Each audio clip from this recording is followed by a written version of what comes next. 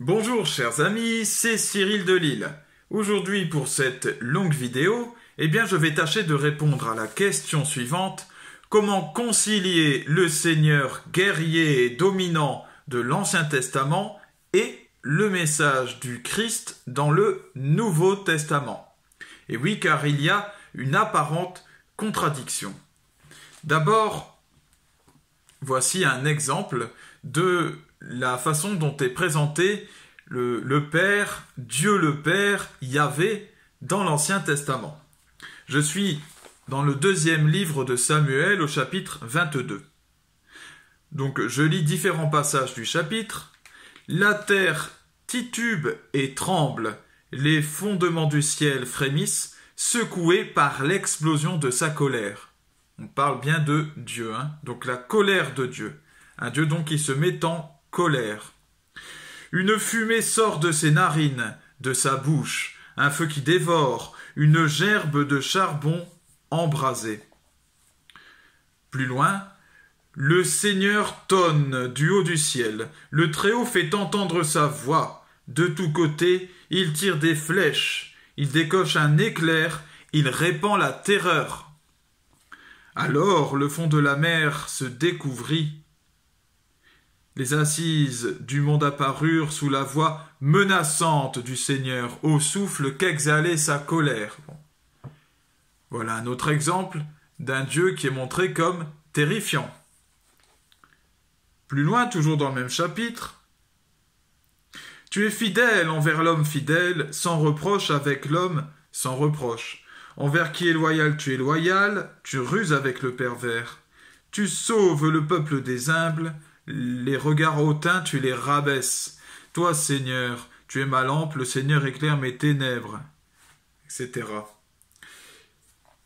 Encore plus loin, donc c'est pour le coup là, un Dieu qui abaisse les hautains. Hautains, c'est-à-dire les orgueilleux. Il me donne l'agilité du chamois, me tient debout sur les hauteurs. Il exerce mes mains à combattre et mon bras à tendre l'arc. Ainsi donc, c'est un Dieu qui pousse ses disciples à eux-mêmes être des combattants, à savoir eux-mêmes manier l'arc, le glaive, etc.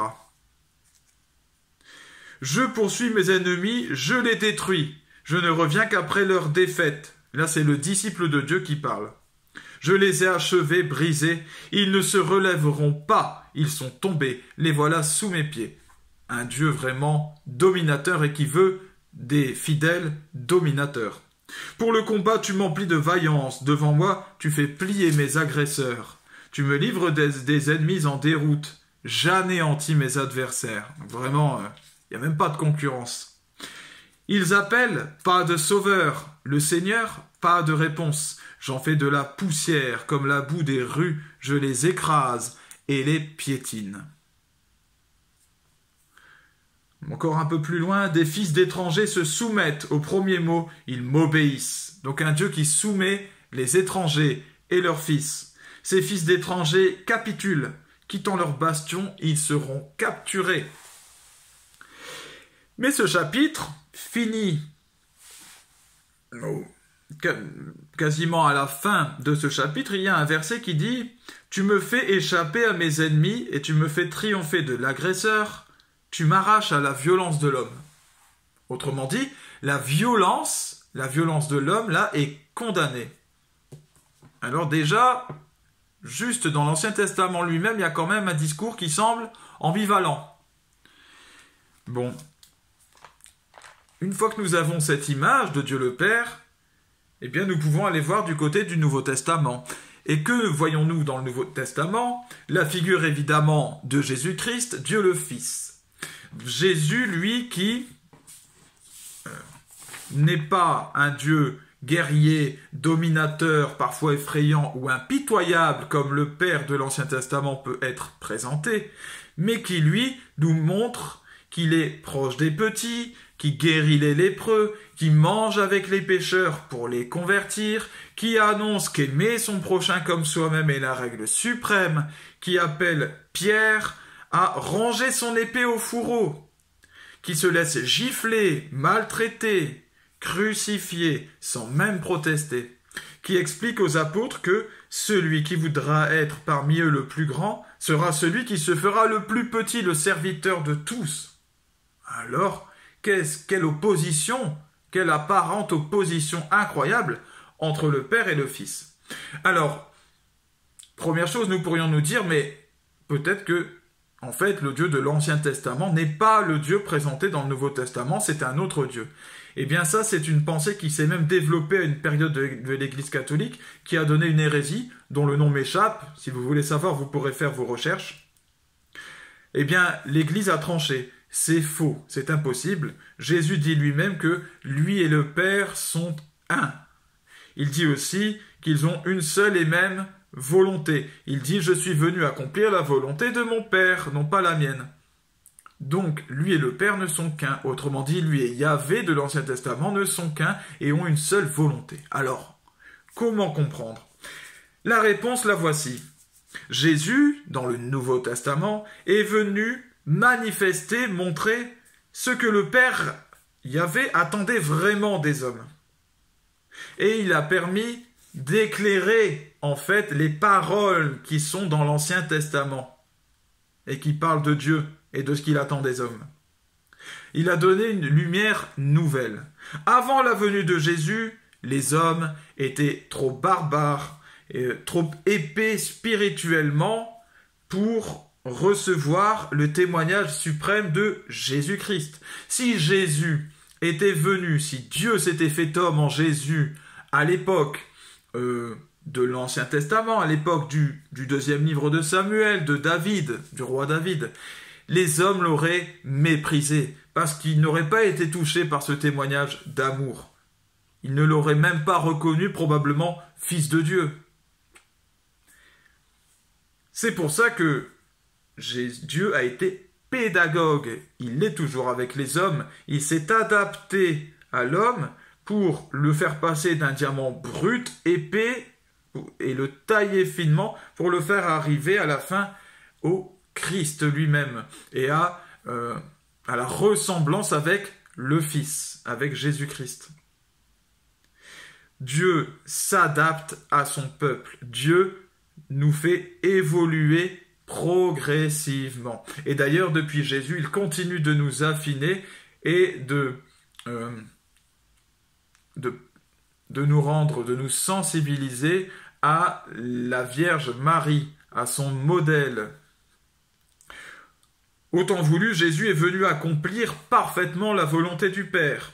Ainsi, nous chrétiens, maintenant, pouvons mieux comprendre le cœur d'amour du Père, le sens véritable de ses paroles dans l'Ancien Testament. Qu'est-ce que c'est que la colère alors de Dieu qui fait qu'il souffle de ses naseaux, etc. Eh bien, c'est une colère d'amour, parce que les hommes ne se convertissent pas. Et que fait Dieu quand il se met en colère? Le fruit de cette colère, c'est Jésus sur la croix.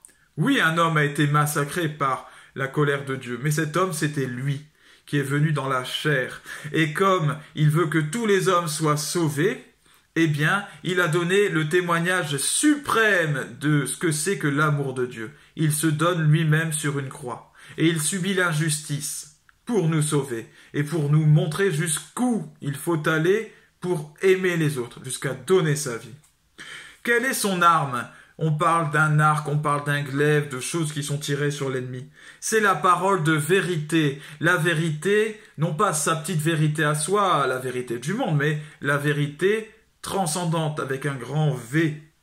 Et cette vérité qui dénonce le péché, qui annonce ce qu'il faut faire, qui annonce le bien, la nécessité de nous aimer, et qui dénonce le péché des hommes, qui dénonce le péché en soi, par la lucidité, et celle des hommes, eh bien elle est proclamée par amour, encore une fois par amour, pour le salut des hommes, pour qu'ils se convertissent, car telle est la volonté suprême de Dieu, la conversion des hommes. Le feu dévorant de Dieu, c'est le feu d'amour du Saint-Esprit dont il est parlé dans le Nouveau Testament. Jésus le dit, « Je suis venu allumer un feu sur la terre, et comme je voudrais qu'il soit déjà allumé. » C'est celui-là.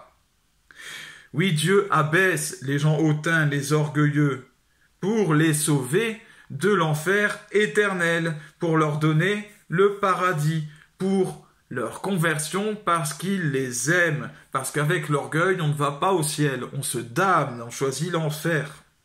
Le maître de l'orgueil, c'est le diable. Le combat que nous, son peuple, devons mener, c'est le même que le sien, celui de Dieu. C'est parler aux hommes en vérité, par amour, pour leur conversion, être des témoignages vivants. Les apôtres ont montré ça tout au long du Nouveau Testament, en particulier dans les actes des apôtres. Voilà ce que c'est qu'un guerrier de Dieu. C'est ce que font les apôtres, aller proclamer la nouvelle aux confins du monde. C'est comme ça que Dieu terrasse ses ennemis, en fait, qu'il les écrase, qu'il les piétine, comme il est dit, par la conversion. Et oui, puisqu'il est dit dans le Nouveau Testament que Dieu ne veut pas la mort du pécheur, mais bien sa conversion.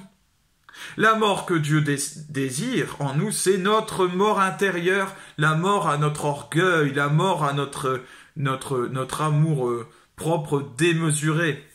La mort qu'on appelle au vieil homme, au pécheur en nous, pour accueillir la vie que lui peut nous donner, pour que nous accédions au paradis.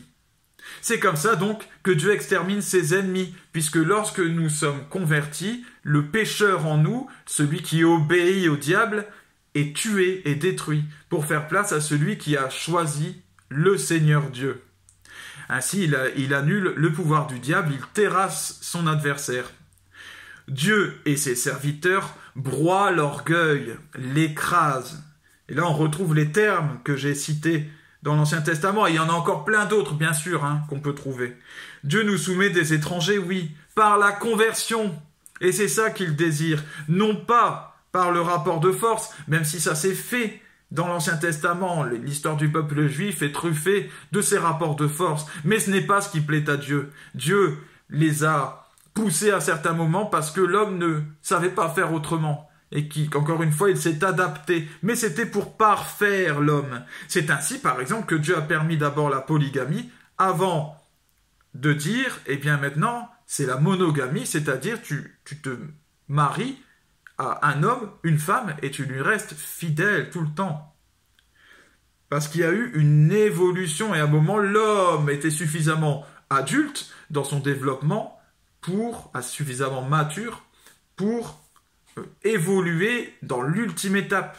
Et donc c'est la même chose avec le rapport de force. Voilà. Ainsi, par l'exemple de Jésus, pouvons-nous comprendre la vraie volonté de Dieu le Père, le Yahvé de l'Ancien Testament, et mieux saisir quel amour habite son cœur. Voilà. Que Dieu vous bénisse et bénisse tous vos proches. Salut à vous.